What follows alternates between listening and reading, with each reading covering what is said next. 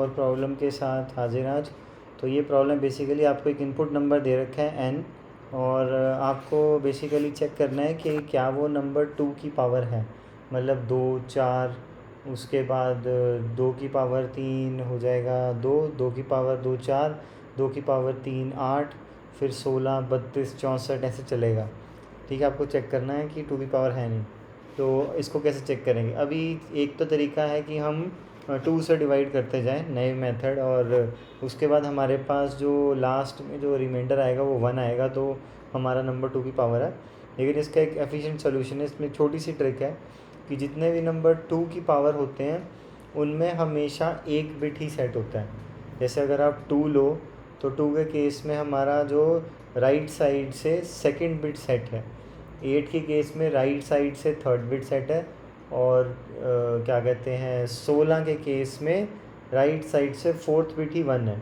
तो जितने भी 2 की पावर वाले नंबर होते हैं उनमें हमेशा बाइनरी रिप्रेजेंटेशन में एक बिट ही सेट होगा, यानी एक बिट ही 1 होगा, बाकी सारे ज़ीरो होंगे।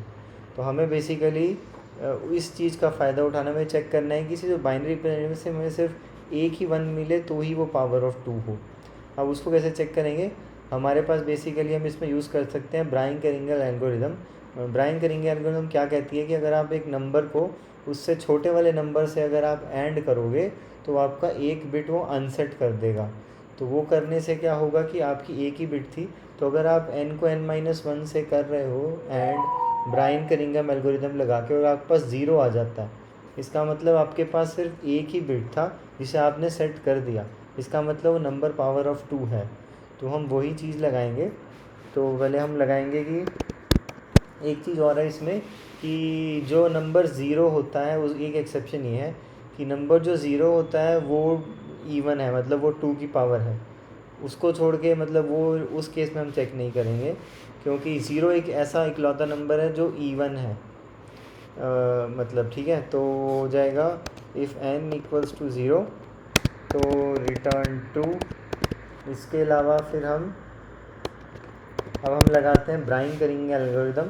वो क्या कहती है कि इफ़ n और n-1 ये करने के बाद, मतलब नंबर से छोटे वाले ऐड करने के बाद अगर आपके पास 0 आता है, इसका मतलब आपकी सारी बिट्स अनसेट है, एक ही बिट थी, तो इसका मतलब हमारा जो नंबर है वो 2 की पावर है। ठीक है, तो रिटर्न ट्रू करो, नहीं तो फिर रिटर्न करो फॉल्स। ठीक है, अब हम इसको चला के देखते हैं।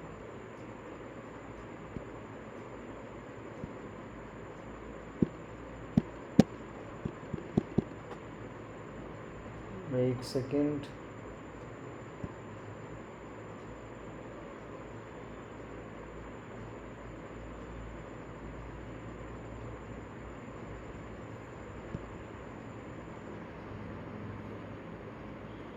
हम इसे चला के देखते हैं।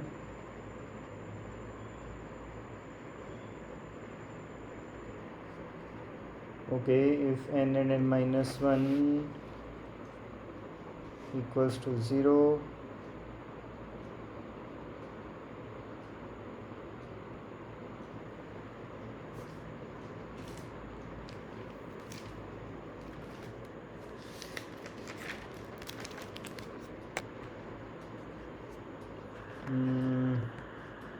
बेसिकली इसमें हो क्या रहा है, इसमें मेरे हिसाब से मेरे को एक ब्रैकेट लगानी पड़ेगी।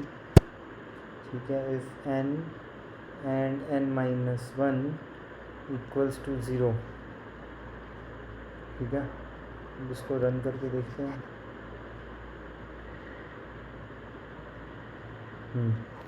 वो ब्रैकेट का इशू था क्योंकि ऑपरेटर्स हैं तो प्रेसिडेंस की वजह से इशू आ रहा था, तो हमारा केस एक्सेप्ट हो गया। तो यही है। अभी क्या करते हैं, जिसको मेथड को हम थोड़ा सा और ऑप्टिमाइज़ कर सकते हैं। तो अभी ये दो लिखने की बजाय हम सीधा लिखते हैं रिटर्न। ठीक है, अभी इसमें n and n-1 ठीक है इक्वल्स टू 0।